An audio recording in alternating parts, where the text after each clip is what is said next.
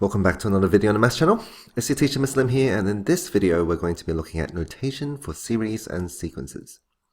So by the end of this lesson you'll be able to explain the difference between a sequence and a series, and understand the notation used for series and sequences, write the first few terms of a sequence, and solve problems involving sequences. So let's have a look at the first part of this lesson. What are they? What are sequences and series, and how do we read their notation? Now, a sequence is a set of numbers or a list of numbers that follows a specific pattern. For example, 1, 3, 5, 7, 9. So we're used to table of values. Here on the left, I've got a table of values. When x is 1, y is 1. When x is 2, y is 3, etc. A sequence is just the y values. The thing is, we don't use x and y. Instead, we use n and the nth term. So when n is 1, the nth term is 1. So instead of x, we're using n. Instead of y, we're using the nth term. When n is 2, y is 3. Okay, or when n is 2, the nth term is 3. The second term is 3. When n is 3, the third term is 5.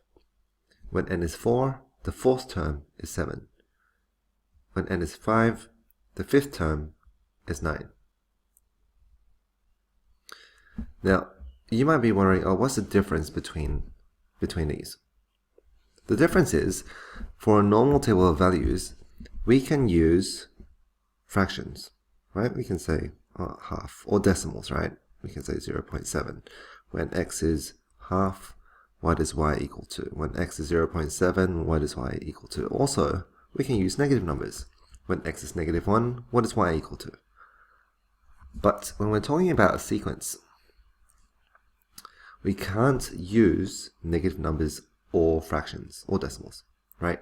They have to be positive integers. We can't even use 0, because we can't have a 0th term. We can't have a minus 1th term. It doesn't make sense. We have our first term, we have our second term, our third term. We can't have a 3.5 term.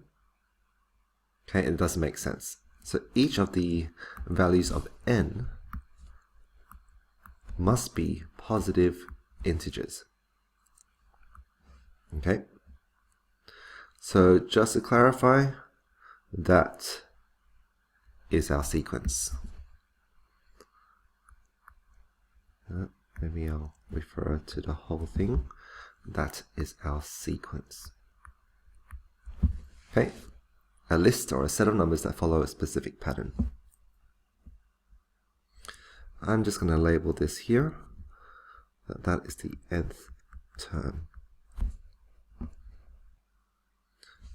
So you might be thinking, all right, well, what is this pattern, or what is the equation of this formula?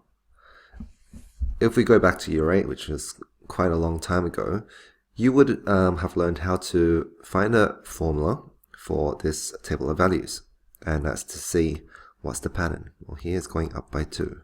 Every time it's going up by 2. And when we do that, we know that the coefficient of x has to be positive 2. 2x, and then we need to work out what that plus b is. Now we can just sub the values in and then work out what b is. So 2 times 1 is 2. How do we get 1 from that? We need to minus 1. Well, let's just double check.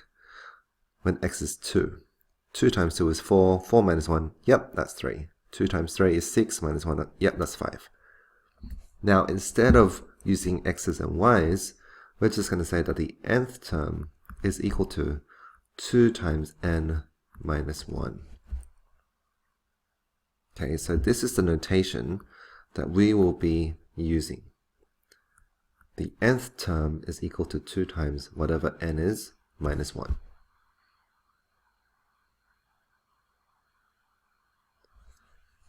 So what's the difference between a sequence and a series? Well, a series is just the sum of a sequence. So here we've got our sequence 1, 3, 5, 7, 9. Okay, that's our sequence. What's the series? The series is just a sum. I'm going to add them all together.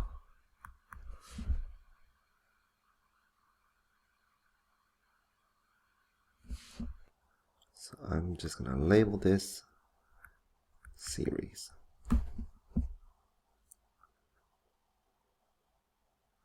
Alright, now we know the difference between a sequence and series. Let's have a look at writing the first few terms of a sequence.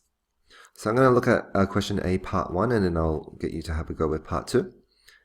Write the first 5 terms of the sequence given by the nth term is equal to 7n minus 4. So I'm going to write here that the first term, t1, is 7 times 1 minus 4. That's 3. The second term is 7 times 2.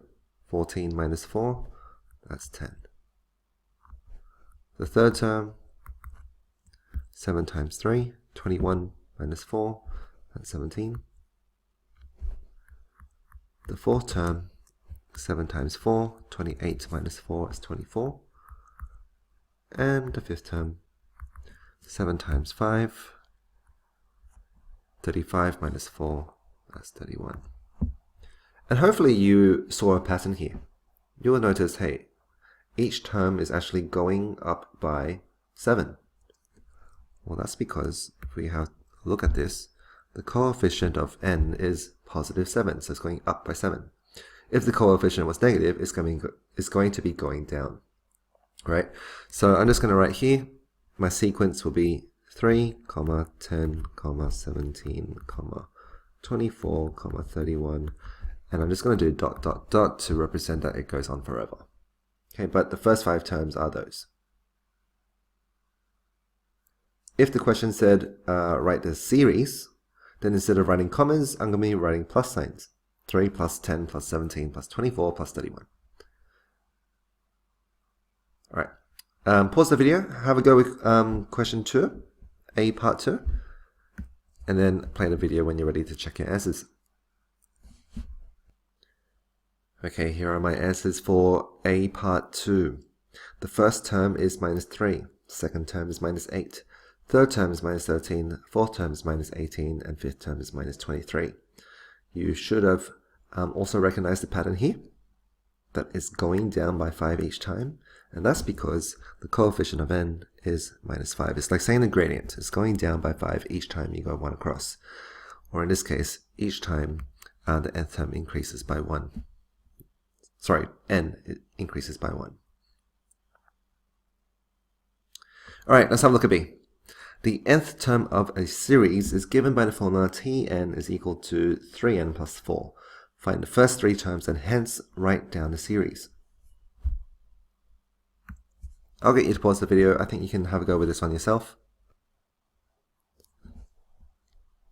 Okay, the first term, 3 times 1 plus 4, that's 7. The second term is 3 times 2 plus 4, that's 10. And the third term will be 13. So if we were to write down the series, it's going to be 7 plus 10 plus 13, and we're going to go all the way to whatever 3n plus 4 is. Okay, depending on what n is.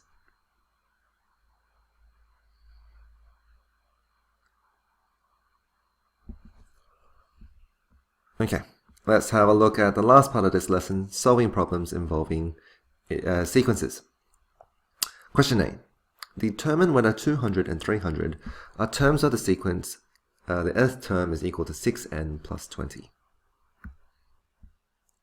So we want to see whether this and this are terms of the sequence. So I'm going to start with 200. And if I want to determine whether it's a term or not, I need to replace the nth term with that value. So I'm going to say 200 is equal to 6n plus 20. And then I'm going to solve. And if I get a whole number, then yes, it is a term of that sequence. If I don't get a whole number, if I get a fraction, then it's not a term. So I'm going to minus 20 from both sides. So 180 is equal to 6n. Divide both sides by 6, so that's going to equal to 30. So yes, 200 is the 30th term of the sequence.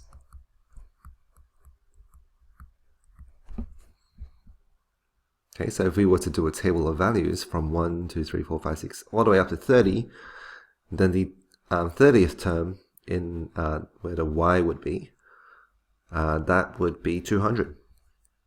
What about 300? 300 is equal to 6n plus 20. 280 is equal to 6n. n is equal to 280 divided by 6, which is 46 2/3. We can see here that because we don't get a whole number, we don't get an integer, that this 300 cannot be a term of the sequence. So I'm going to write, therefore, no, 300 is not a term of the sequence.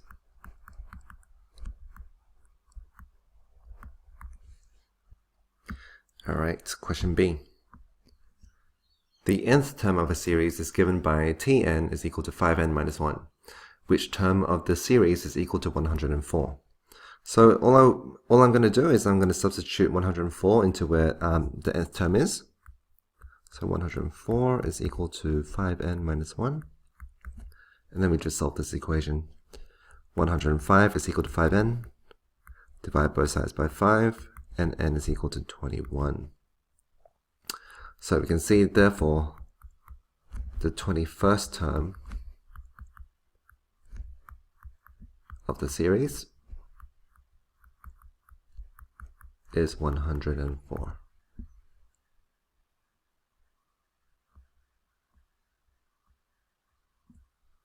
Question C.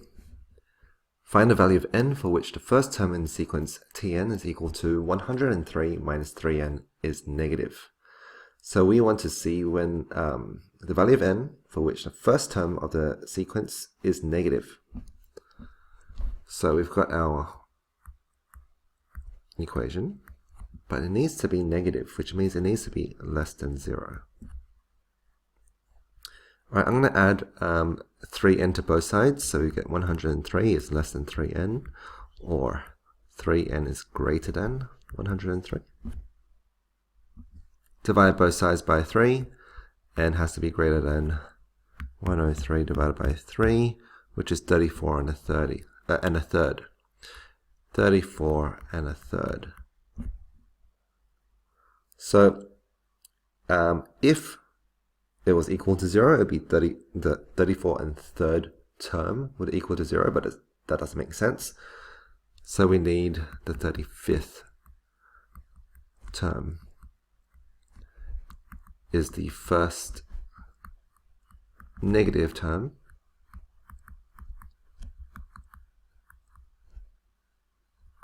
of the sequence.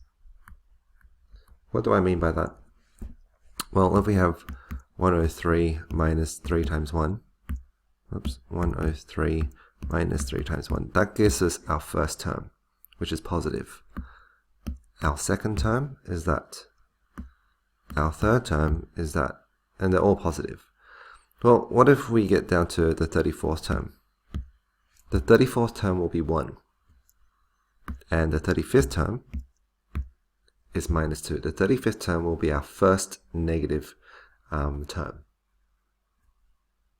Every term after that will continue to be negative, but the 35th term will be the first negative term. Alright, let's have a look at the last question for today. The nth term of a series is given by the formula Tn is equal to 2 to the power of n minus 1. Which term is equal to 4095? So, which term is equal to 4095? I'm going to sub that into where Tn is. I'm going to do 2 to the power of n minus 1. Add 1 to both sides. 4096 is equal to 2 to the power of n. And now we need to use logs because what we're trying to find is in the exponent, in the power. So I'm going to take log base 2, because that's my base, of the answer, 4096, is equal to the power. So n therefore has to equal to, I'm going to use the change of base, ln of 4096 over ln of 2.